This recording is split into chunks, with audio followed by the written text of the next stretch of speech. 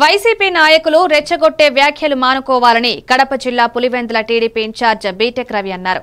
మహానాడుకు పులివెందుల మీదుగా వచ్చే కార్యకర్తల కోసం భోజన సదుపాయాలు ఏర్పాటు చేసుకుంటుంటే రెచ్చగొట్టేలా వ్యవహరిస్తున్నారని ఆయన ఆగ్రహం వ్యక్తం చేశారు. కక్ష సాధింపు చర్యలు చేపడితే తీవ్ర పరిణామాలు ఎదుర్కోవాల్సి వస్తుందన్నారు.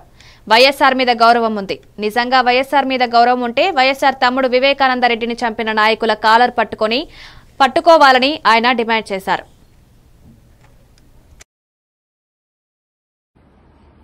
ఇప్పుడు పులివెందుల్లో చుట్టూ ఉండే సర్కిల్స్ అన్ని కూడా ఎక్కడ ఏది వదిలిపెట్టకుండా రాజశేఖర రెడ్డి గారి విగ్రహాలు మీరు పెట్టారు. మొత్తం టోటల్ గా 12-14 విగ్రహాలు ఉన్నాయి. మేము కడపలో అత్యంత ప్రతిష్టాత్మకంగా మహానాడు జరుగుతోంది కాబట్టి మేము అనంతపూర్ జిల్లా నుంచి వచ్చే మా కార్యకర్తల కోసం భోజన ఏర్పాట్లు పులివెందుల్లో చేశాం. ఆ భోజనం ఏర్పాట్లు ఆ డైరెక్షన్ల కోసం ఒక 4 చోట్ల మేము అలంకరణ చేసుకోవడం జరిగింది. అది కూడా ఆయన విగ్రహానికి తాకకుండా ముందు జాగ్రత్త తీసుకోవడం కూడా జరిగింది. కానీ దాన్ని పెట్టుకుని రాజశేఖర రెడ్డి విగ్రహానికి జెండాలు కట్టినారు, అది కట్టారని దాని పెద్ద రాద్ధాంతం చేసి ఈరోజు 15 మంది దాదాపు దుండగులు వచ్చి అవన్నీ తీసి పారేసి కాళ్లతో తొక్కి ఈ రకంగా చేయడం ఇది ఏమన్నా సబబేనా?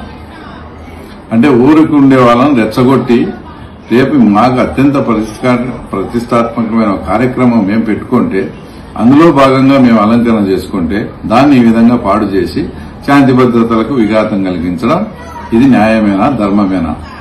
ఇప్పుడే చెప్తున్నాను, ఇంతవరకు ఎప్పుడే గాని గవర్నమెంట్ వచ్చినప్పటి నుంచి కూడా నేను కక్ష సాధింపు చర్యలకు పోలేదు.